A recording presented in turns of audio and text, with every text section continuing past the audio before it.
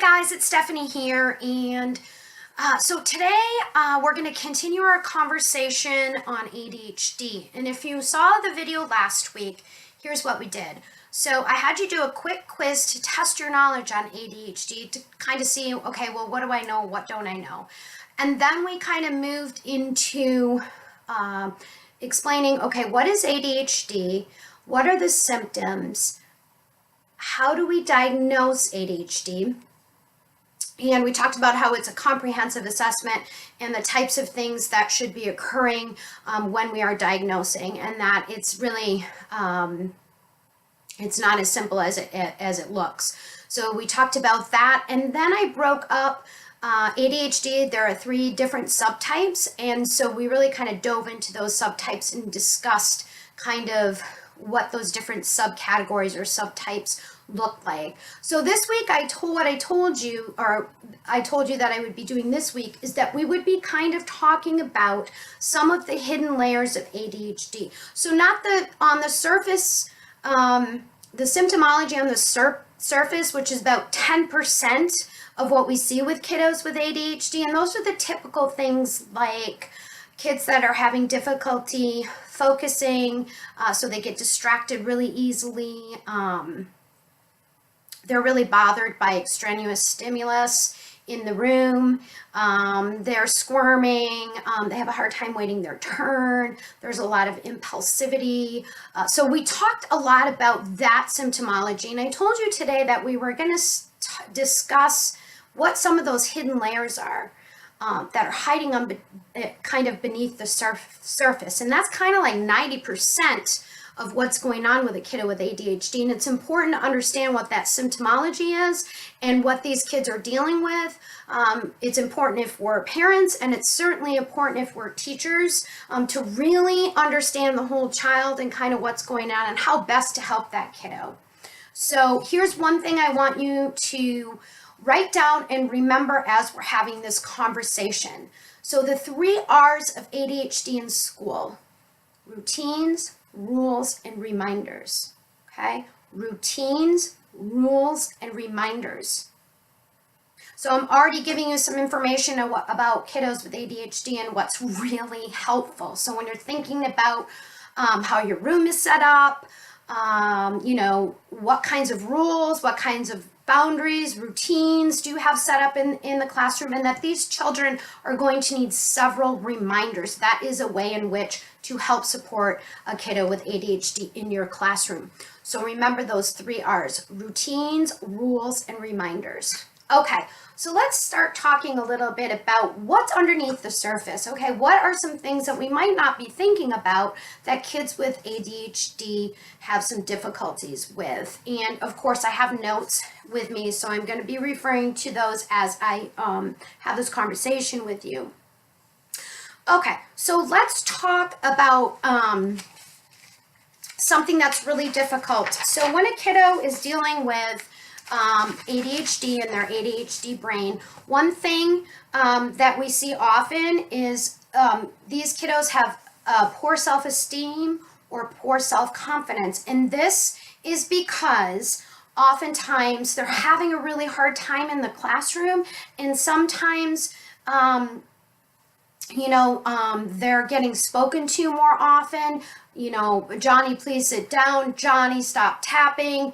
And you're constantly kind of having to say something to this kiddo. So what happens is they start to look at themselves as different than other kids in the room, or this happens very often, and they start to develop a low self-esteem, or their confidence kind of plummets. So it's important to keep this in mind when we're considering the types of expectations that we're placing on these kiddos.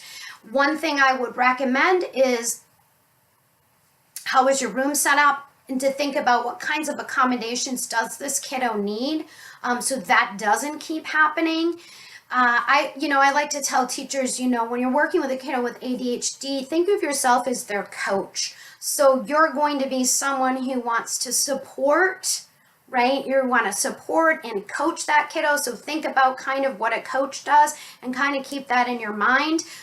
when you may start feeling frustrated or irritated, that's pretty normal. And just kind of in the back of your mind say, okay, you know what, I got to be Johnny's coach. This kiddo needs support. And think about some things that you can kind of do to boost this kiddo's self-esteem, right? And so they're going to need a lot of reminders, a lot of prompting. Sometimes, being in close proximity with a kiddo, checking in with them, giving them some words of encouragement. You can do it. Wow, look what you've done. I'm really proud of you. Let's keep going. That kind of thing. Okay, so we need to think about and think about these kiddos really have a low self-esteem. And remember, oftentimes their behaviors in the classroom is kind of sometimes annoying to their peers, and they're doing things that sometimes their peers don't really like. So, kids are aware of these things. So we need to keep that in mind. These kiddos tend to have delayed social skills and sometimes difficulty with peer relationships. So again, what kind of accommodations, how can we support this kiddo if we know that? What are some things that we can do? Maybe a social skills group or a friendship group would be something that would be really beneficial for this child. Okay, so think about that. Developmental delays. So many children with ADHD are lagging like approximately 2 to 3 years behind. Okay, and that is with maturity and also with developmentally, so with their learning. Here's another thing to remember though, and this is why ADHD sometimes can be a little bit difficult, because it's not really a one-size-fits-all diagnosis. So we have to remember that too, and we want to treat the whole child. But here's something to think about. There are many children that with ADHD that have very high IQs. They're very intelligent, and sometimes they're gifted. So we need to also keep that in mind as well. So we really need to kind of really get to know our kiddos. So another thing that sort of can be hidden beneath the surface is kiddos with ADHD are not always the most flexible kiddos. So they're inflexible oftentimes, and it's not really willful. So if we consider it that this child's not really being willful, oftentimes when they fall into having a problem and they have to problem solve, they only see one way out of that problem. So then what we see, right, and that's where we see some dysregulation or some emotional dysregulation with these kiddos, when they're only able to see one way out of the problem because of that, some of that inflexible thinking. We can see things like meltdowns or emotional dysregulation. So kids with ADHD struggle to regulate their emotions in a way that's appropriate for the situation.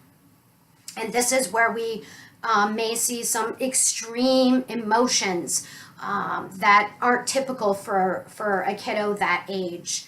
And they just may have a different way of communicating or expressing their feelings and emotion. And so another thing, and this is going to impact their social interactions with their peers. So one thing also to think about is, how can this child develop some emotional regulation skills? What kinds of things would be beneficial? So some things like deep breathing, learning to identify feelings, and so in order to be able to express our needs, that's a skill that we kind of need to learn. So, and those are all things oftentimes in a skills group that can be really helpful for these kids. So if they are in a skills group, it's important to be connecting with that social worker or counselor that's working with them, so you can kind of understand where they're at as far as their social emotional learning, and what kinds of tools or what kinds of language is the kiddo learning to help calm their body and their mind down. So those are skills that are incredibly important for kids with ADHD. Okay, so we talked last week about coexisting conditions, and I told you that 50 to 60% of children that are diagnosed with ADHD have something else also going on. So 50 to 60% are not just dealing with ADHD, they may be dealing with things like mood disorder, anxiety, conduct disorder. So there's numerous things that could be going on. So they could have one or more conditions that go along, or coexisting conditions that are going along with their ADHD. And that's why we talked about that it is actually a complex diagnosis, and so lots of things need to happen to make sure that we're getting the proper diagnosis, and we understand what some of those underlying coexisting conditions may be, right? So that's really, really important, and it's important for us to know that as teachers. So, and this is where it's kind of not a one size fits all diagnosis. So we need to consider the whole child. So we really need to be parents, you need to be working really closely with your teachers and vice versa. That's going to be the best way to support these kiddos. Okay, let's see. So there's lots of executive functioning deficits. So things like time management, compartmentalizing things, being able to follow directions. Kids with ADHD have a really hard time with several directions all at once. That is very, very difficult. So my suggestion, if you're a teacher, is that those directions are posted on the board, and for these kids that they actually have their own written directions. Another thing that I would suggest is that they have a piece of paper. So when they're going through the directions, that they're actually covering up everything except for example, direction number 1. So they're going to read direction number 1, and then they're going to move down in that way. Now that's something that I think you could do that with all your kids. So I would also consider what kinds of accommodations am I going to make for Johnny with ADHD in my classroom that I could actually do as a whole classroom. I think that's the best case scenario if you can do that as much as possible, because then it's not really pointing out that student as being different.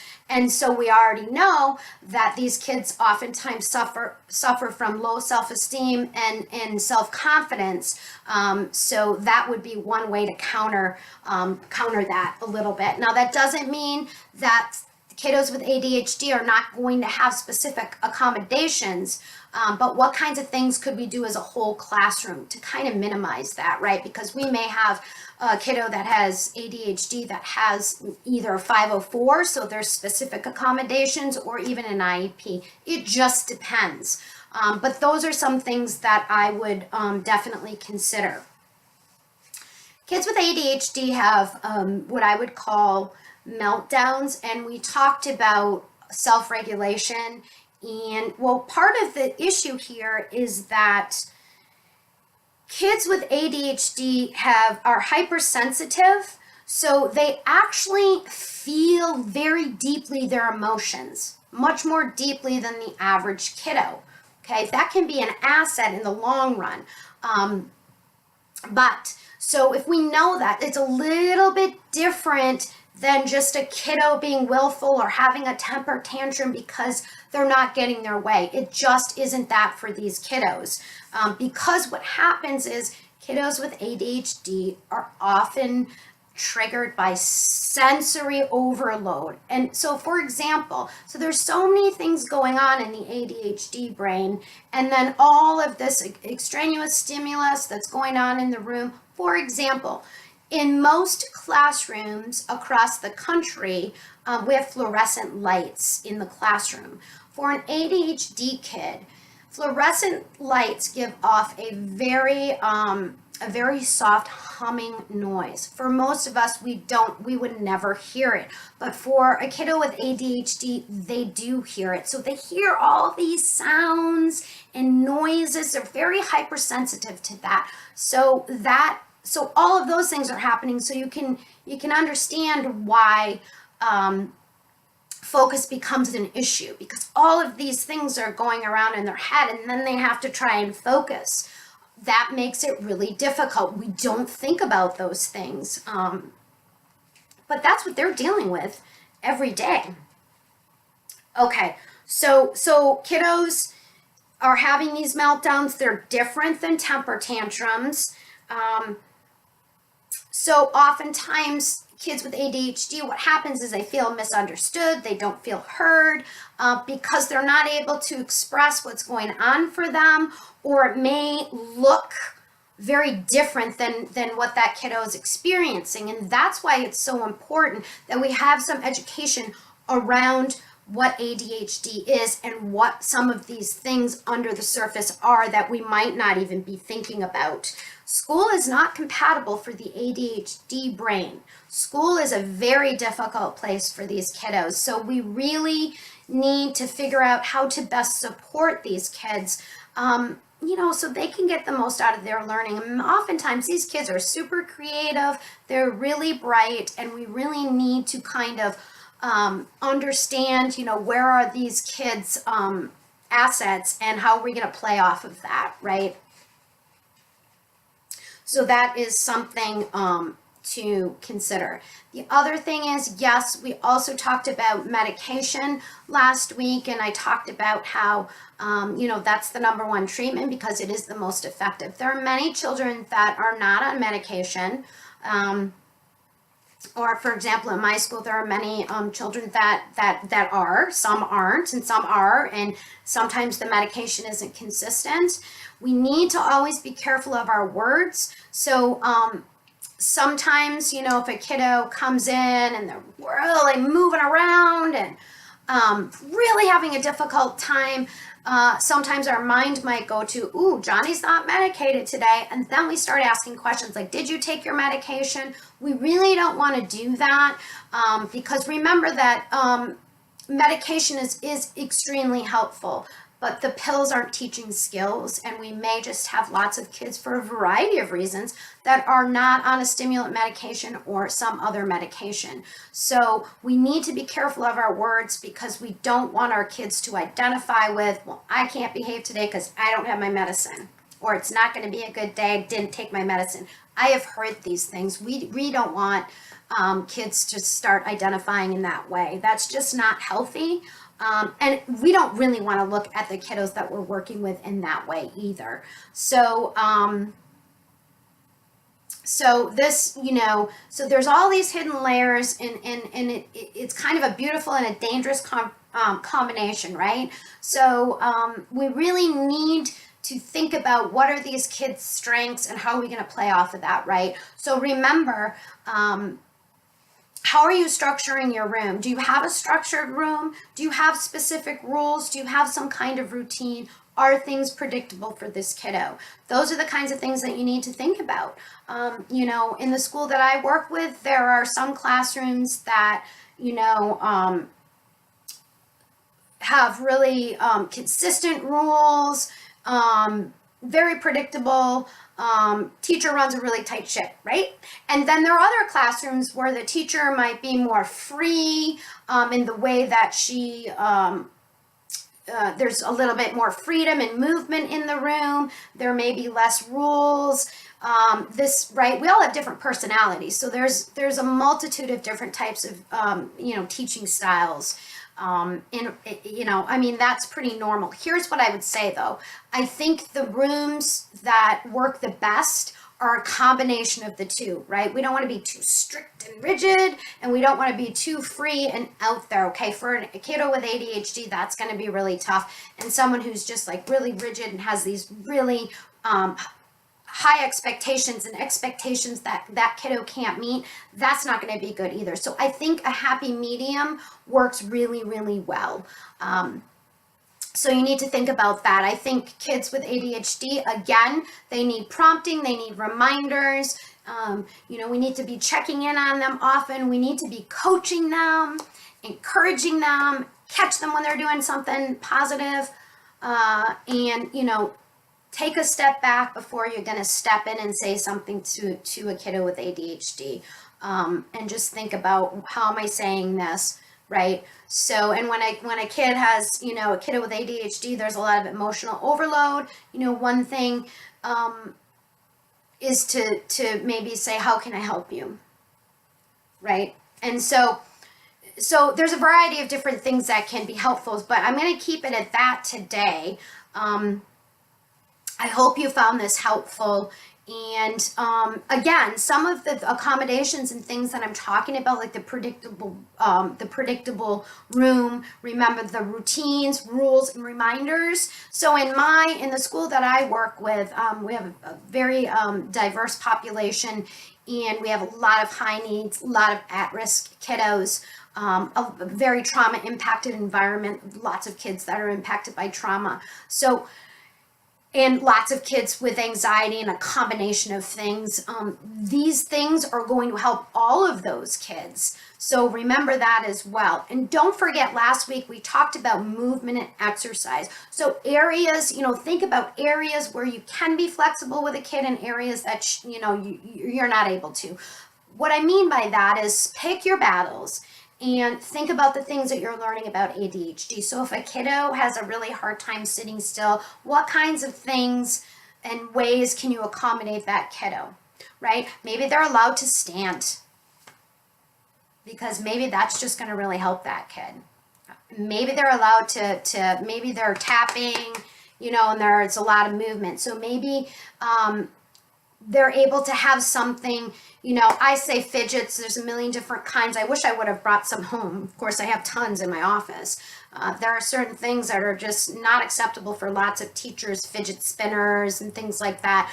One thing that I think is really helpful is putty. So even if they just had a little piece of putty that they could be kind of fidgeting with, there's some small things that can be really, really helpful for kids with ADHD. Having a quiet space, if that's at all possible, where a child can decide to go there, or we could even prompt them, hey buddy, why don't we just take a few minutes, a few minute break, or, whatnot. And that could be something that we could offer all kids. So it's not, again, just kind of specifically pointing out this kiddo. So there's lots of other things we can talk about, but I'm going to stop there because I don't want to give you too much information. So I'd rather give you small pockets of information at a time. So what we're going to do, so next week I'm going to talk a little bit about special ed, what an IEP means for a kiddo with ADHD, and what a 504 means, because these are some accommodations that some kiddos with ADHD have. Now, some kids with ADHD don't have any of those accommodations. It's just a matter of parent and teacher kind of working together. It just depends. Remember, it's not a one-size-fits-all diagnosis. So some kids are going to need more and some kids are going to need less. So I hope you found this helpful. If you are a parent with a kiddo with ADHD, and or if you're a teacher. So next week, again, we're going to move into talking about 504s and or an IEP. And I'm going to give you more tips and strategies and more things you can think about doing in your classroom. So if you found this video helpful, I'd appreciate a thumbs up, and don't forget to subscribe, and we'll continue our conversation next week. I hope you have a great day. Don't forget to be kind, and until next time.